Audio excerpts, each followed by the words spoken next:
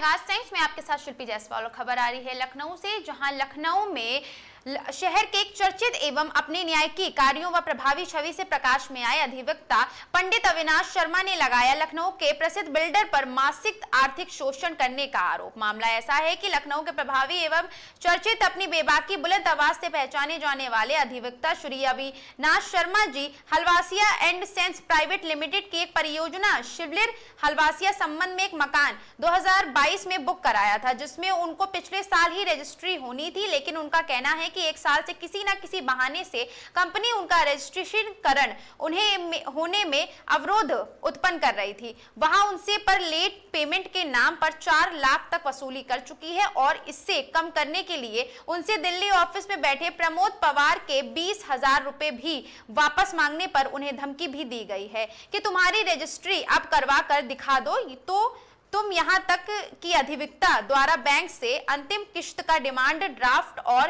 Bank को जारी letter भी दिखाया गया, जिससे यह साबित होता है कि बिल्डर किसी तरह अपनी मनमानी करते हुए अपनी शर्तों पर रजिस्ट्री कराना चाहता है। जिसके लिए आज अधिवक्ता कंपनी के कार्यालय में गए तो कोई भी व्यक्ति बात करने को तैयार नहीं है। उसके बाद 112 डायल करके पुलिस की मदद ली गई। फिर अधिवक्ता द्वारा संबंधित पुलिस चौकी हलवासिया चौकी थाना क्षेत्र हजरतगंज में जाकर समस्या के निदान के लिए जाकर तहरीर भी दी गई। आइए जानते हैं इस अवनीश शर्मा का पूरा मामला।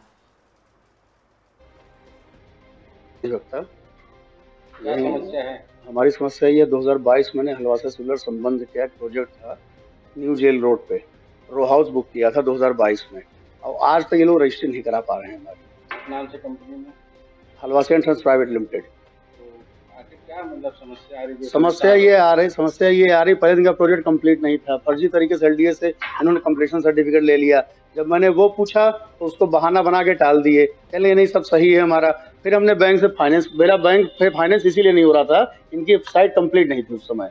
फिर जब साइट कंप्लीट हो गई बैंक ने फाइनेंस कर दिया, 16 लाख रुपए इनको दे दिया बैंक ने। अब इनका 1,47,200 रुपए मेरे पास बचा हुआ है केवल। 15 मई को इन्होंने हमें कहा कि 1,47,200 आप दे दीजिए, आपका फाइनल हिसाब क्लियर हो जाएगा। मैंने वो डीडी बनवा दी बैंक से। 25 तारीख को हमारी डीडी बन के आ गई। 19/5 को फिर से एक हमको डिमांड लेटर भेज दिया कि एक इंटरेस्ट और रह गया आपका। इस तरह केवल पैसे वसूली कर रहे हैं। वो 12,000 भी बता रहे हैं। और इनके यहाँ पे एक कर्मचारी हैं दिल्ली में बैठते हैं प्रमोद पवार, सारी डीलिंग वही करते हैं। इससे पहले भी लेट पेमेंट पे हमारे ऊपर 4.5 लाख रुपए उन्होंने इंटरेस्ट निकाला था। तब मैंने उनसे कहा कि भैया इसको कम करा दिए। उनका 20,000 रुपए हमको दे दीजिए, हम कम करा देंगे। मैंने उनको 20,000 रुपए दे दिए। उसके बाद 20,000 रुपए लेने के बाद उन्होंने आज तक 1 साल हो गया ना मेरा फोन उठा रहे हैं ना कुछ कर रहे हैं, और इंटरेस्ट मेरा केवल 70,000 कम हुआ। टोटल कितना पैसा पे कर चुके हैं? मैं 33 लाख रुपए को दे चुका हूँ। और अभी तक कोई कब्जा और कुछ कब्जा तो नाम नहीं, रजिस्ट्री में पहले से लिख रखे हैं हमने कब्जा दे दिया आपको। इसलिए मैं इनसे रजिस्ट्री, मैंने कहा कि रजिस्ट्री आप चेंज करिए इसको, तो कहना चेंज नहीं होगी, हमारा ऐसे ही पैटर्न है।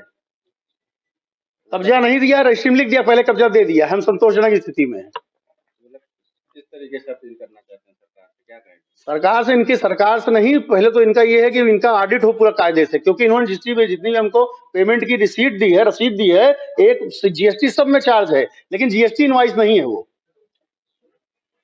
टैक्स सब में शो कर रहे हैं, लेकिन वो टैक्स के कहीं उनके पास सेल वो नहीं है हमारे पास। मतलब आपके साथ धोखा के साथ साथ ये पूरा फोर्जरी हुई है, पूरी फोर्जरी हुई है, घोटाला हुआ है इसमें पूरा। ये कर चोरी भी कर रहे हैं। कर चोरी भी कर रहे हैं ये पूरी तरह। ठीक है। और यहाँ पे इनके सर्किल ऑफिस में आता हूँ तो 15-20 दिन से हो गया, कोई भी जवाब देने तैयार नहीं है। इनका केवल एक कहना होता है कि आप मेल करिए, वहीं से रिप्लाई आएगा। सर्कल ऑफिस में आते हैं तो कोई अधिकारी मिलता है या नहीं, 2-3 बार यहाँ लोग मिलते हैं, वो यही कहते हैं कि आप अपना समस्या बताइए, हम नोट कर लेते हैं, हम दिल्ली फॉरवर्ड कर देंगे। दिल्ली से कुछ अभी तक कुछ नहीं, दिल्ली से अभी आपके सामने ही मैंने कॉल करी थी, उन्होंने मैडम केवल कह रही कि मीटिंग में है। वो 4 दिन से मीटिंग में है सब लोग। और ना ये मुकुंद हलवासिया के नंबर दे रहे हैं जो डायरेक्टर हैं कंपनी के। कुल मिला के खेल इसमें प्रमोद पवार का ही है।